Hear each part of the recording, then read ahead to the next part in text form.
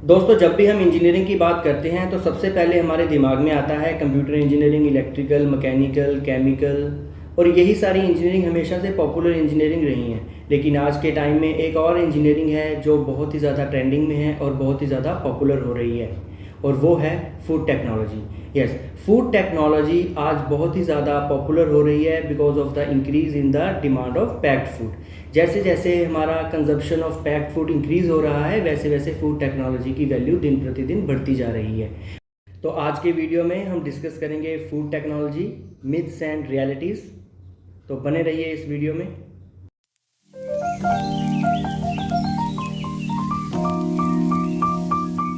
तो दोस्तों, सबसे पहले हम बात करते हैं मिथ्स अबाउट फूड टेक्नोलॉजी। लोगों को ये लगता है कि फूड टेक्नोलॉजी का मतलब है बायोटेक्नोलॉजी या फिर केमिकल इंजीनियरिंग। गाइस, दोनों ही इंजीनियरिंग फूड टेक्नोलॉजी से काफ़ी डिफरेंट हैं, 100% डिफरेंट है। और उनके अंदर कुछ कुछ पोर्शन ही है जो फूड टेक्नोलॉजी में यूज़ में आ सकता है, अदरवाइज दोनों टेक्नोलॉजीज बिल्कुल डिफरेंट हैं। जैसे कि बायोटेक्नोलॉजी के अंदर जो इंजीनियर बनेगा वो डिस्कस करेगा genes, genetic engineering, tissue culture, लेकिन उसका मतलब ये नहीं है कि वो फूड टेक है। जीन्स को डिस्कस करने का मतलब है जैसे सीड्स को वो हाइब्रिड सीड्स में कन्वर्ट करेगा। वो देखेगा कि हाँ, ये जीन्स को मैं चेंज कर दूं तो इसकी शेल्फ लाइफ ज़्यादा हो जाएगी, जो हमारा प्रोडक्ट निकलेगा। जैसे कॉटन सीड्स, कॉटन का जो आउटपुट है, प्रोडक्टिविटी है, वो ज़्यादा इंक्रीज हो जाएगी। जो हमारा वाटर हमने पौधों को डालना है वो कम पानी के अंदर भी सस्टेन कर जाएगा, खराब नहीं होगा। तो वो जेनेटिक इंजीनियरिंग में आता है, बट उसका मतलब ये नहीं है कि ये फूड टेक्नोलॉजी है। उसी तरीके से ही आती है केमिकल इंजीनियरिंग। केमिकल इंजीनियरिंग को भी लोग समझते हैं कि ये एक फूड टेक्नोलॉजी वाला ही पार्ट है और वो कर सकता है, बल्कि ऐसा नहीं है। फूड टेक्नोलॉजी में फूड टेक्नोलॉजिस्ट केवल फूड को मद्देनजर रख कर काम करेगा, वेयर एज केमिकल इंजीनियरिंग एक ब्रॉडर इंजीनियरिंग है जिसके अंदर fuels, paints, automobile, oils, pesticide, insecticides, pharma, ये सारी चीज़ें केमिकल इंजीनियरिंग के अंडर आ जाती हैं। लेकिन एक फूड टेक्नोलॉजिस्ट गाय फूड टेक का ही देखेगा कि फूड पे शेल्फ लाइफ कैसे इंक्रीज करना है, उसके अंदर कितना स्वीट डालें, कितनी एसिडिटी हो, पीएच हो, ऑल अबाउट द फूड होगा। क्रॉप प्रिजर्वेशन, पोस्ट हार्वेस्ट, वो सारा फूड टेक में आएगा। वेयर एज केमिकल इंजीनियरिंग एक ब्रॉडर ब्रांच है, बायोटेक्नोलॉजी एक बिल्कुल ही डिफरेंट ब्रांच हो चुकी है। तो इन दोनों ही इंजीनियरिंग का फूड टेक्नोलॉजी के साथ कोई संबंध नहीं है। तो इसे हम ये नहीं कह सकते कि ये दोनों इंजीनियरिंग फूड टेक्नोलॉजी जैसी है। एंड तीसरा मिथ आ जाता है बीइंग शेफ। जब हम किसी को बताते हैं कि हमने फूड टेक्नोलॉजी किया है, यहाँ से बीटेक करके आए हैं, तो उनको लगता है कि आप शेफ हैं। वो पूछेंगे कि आपको पिज़्ज़ा बनाना सिखाते हैं, आपको वहाँ पे क्या क्या चीज़ें बनानी सिखाई जाती हैं, आपको बिस्किट्स बनाना सिखाते हैं। ऐसा नहीं है। होटल मैनेजमेंट के जो प्रोग्राम्स होते हैं उनमें शेफ को ट्रेनिंग दी जाती है, स्टूडेंट्स को ट्रेनिंग दी जाती है, कुकिंग की, कलनरी स्किल्स सिखाए जाते हैं। लेकिन फूड टेक्नोलॉजिस्ट को ऐसा कुछ नहीं सिखाया जाता है। फूड टेक्नोलॉजिस्ट का काम होता है, जो शेफ एक रेसिपी को रेडी कर रहा है, उस रेसिपी को हम कैसे उसकी शेल्फ लाइफ इंक्रीज करें। किसी रिमोट एरिया में हमने उसको लेके जाना है तो कैसी कैसी प्रिजर्वेशन टेक्निक से हम यूज़ कर सकें, क्या किस फॉर्म में हम उसको दे सकते हैं। अगर हमने मिल्क को मिल्क पाउडर में कन्वर्ट कर दिया, that is the work of a food technologist.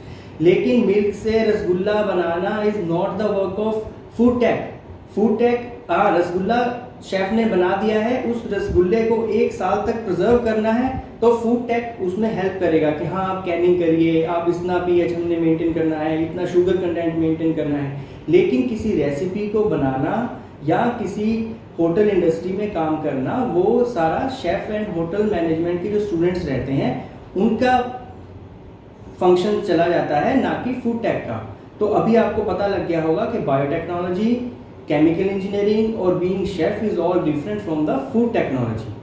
अब हम डिस्कस करते हैं कि फूड टेक्नोलॉजिस्ट फिर करता क्या है, क्या क्या उसकी जिम्मेदारियां हैं और क्या क्या उसका सिलेबस कोर्स है।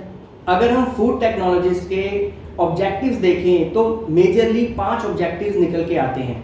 वो होते हैं safe, nutritious, delicious, affordable and sustainable.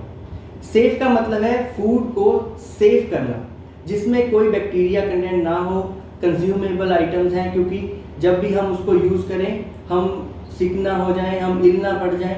तो safe is the first point जिसके ऊपर एक फूड टेक्नोलॉजिस्ट को काम करना होता है। जैसे मिल्क को हम हीट ट्रीटमेंट देते हैं, ये एक ट्रेडिशनल मेथड है, उससे बैक्टीरिया खत्म हो जाता है और हमारे लिए फूड सेफ हो जाता है। फिर आ जाता है न्यूट्रिशन। लोगों को ये लगता है कि पैक्ड फूड तो बेकार है, पैक्ड फूड अच्छा नहीं है सेहत के लिए, बट ऐसा नहीं है।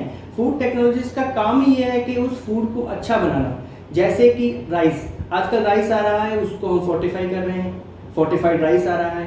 पानी भी आ रहा है, हम मिनरल वाटर उसमें मिनरल्स और ऐड कर रहे हैं। कोई और प्रोडक्ट्स आते हैं जो हम प्रोडक्ट को ज़्यादा न्यूट्रिशियस बनाने के लिए फूड टेक्नोलॉजी काम में आती है। और फिर आता है डिलीशियस, कि कोई फूड है वो बहुत ही ज़्यादा डिलीशियस है और उसका डिलीशियस जो प्रोडक्ट है वो विद टाइम या जब तक कस्टमर के पास पहुंच रहा है तो वो उतना ही डिलीशियस रहे, डिलीशियस जो उसका टेस्ट है वो मेंटेन रहे। जैसे कैन फूड हैं, रेडी टू ईट प्रोडक्ट्स हैं, कोई रसगुल्ला है, तो जो जब तक कस्टमर उसे यूज़ करे तो उसको टेस्ट बिल्कुल वैसा का वैसा ही टेस्ट हो जैसे कि फ्रेश प्रोडक्ट का टेस्ट होता है। एंड देन इज़ अफोर्डेबल, कि उसका कॉस्टिंग भी इतना ज़्यादा इंक्रीज नहीं होना चाहिए कि जो लोग ले ही ना पाएँ, लोगों की अप्रोच में हो, क्योंकि कॉस्टिंग ही सबसे ज़्यादा इंपॉर्टेंट है किसी भी बिजनेस के लिए। अगर कॉस्टिंग ही बहुत ज़्यादा होगी तो लोग उसे यूज़ ही नहीं करेंगे। और पांचवा पॉइंट आता है सस्टेनेबिलिटी मीन्स उसकी शेल्फ लाइफ, हम सालों साल तक उसको यूज़ करें, 6 मंथ्स तक यूज़ कर सकें। जैसे मिल्क पाउडर, मिल्क को हम 2-3 दिन तक प्रिजर्व करते हैं अपने फ्रिज में बॉइलिंग करके, हमारे पास ट्रेडिशनल मेथड्स हैं। लेकिन अगर हम उसको पाउडर बना लेते हैं तो वो 6 मंथ्स तक, साल तक यूज़ कर सकते हैं। जैसे मिल्क के ही टेट्रा पैक्स अवेलेबल हैं, वो लिक्विड मिल्क भी हम 1 साल तक यूज़ कर सकते हैं और उसकी न्यूट्रिशन वैल्यू भी कोई कम नहीं होती है। तो इन सारी चीज़ों के ऊपर काम करता है फूड टेक्नोलॉजी। कौन से पॉइंट्स हैं ये? Safe, nutritious, delicious, affordable and sustainable. तो अभी हम आगे बात करते हैं सिलेबस। क्या फूड टेक्नोलॉजिस्ट पढ़ता है, क्या उसका सिलेबस होता है जब वो एडमिशन लेता है किसी भी कोर्स के अंदर। बाकी इंजीनियरिंग के कोर्सेज हैं 4 ईयर कोर्सेज, उसी तरीके से ही फूड टेक्नोलॉजी भी 4 ईयर कोर्स होता है। 8 उसके सेमेस्टर्स होते हैं।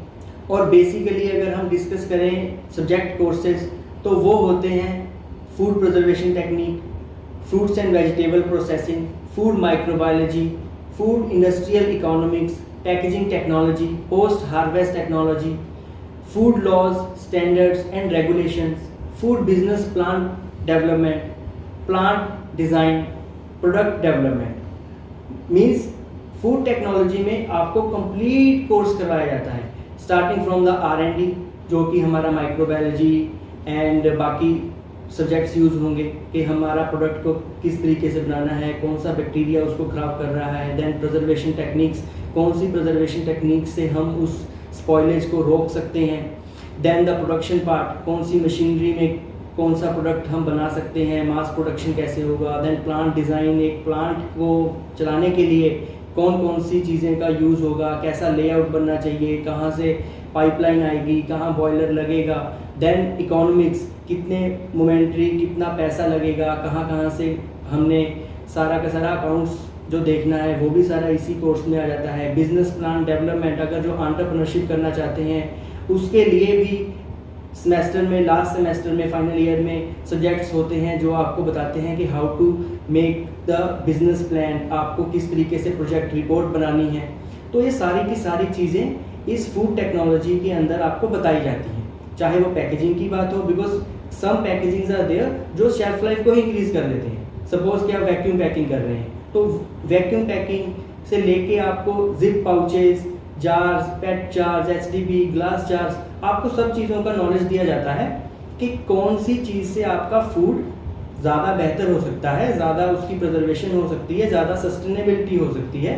तो एक जो फूड टेक्नोलॉजी का कोर्स है वो सिर्फ एक शेफ़ की तरह उसको कुकिंग या फिर सिर्फ उसकी केमिकल इंजीनियरिंग नहीं होती। फूड टेक का मीन्स है रॉ मटेरियल जब हमारा लैंड से, किसान से हमारे पास आता है, तब फार्म टू फोर्क जब तक आपको मिलेगा, उस पूरे पाथ की इंजीनियरिंग को हम फूड टेक्नोलॉजी कोर्स में कवर करते हैं। तो होप गाइस कि आपको ये वीडियो अच्छा लगा होगा। अगर आपको कोई भी डाउट हो तो आप कमेंट सेक्शन में हमें बता सकते हैं। I would be very much happy to help you guys. Thank you.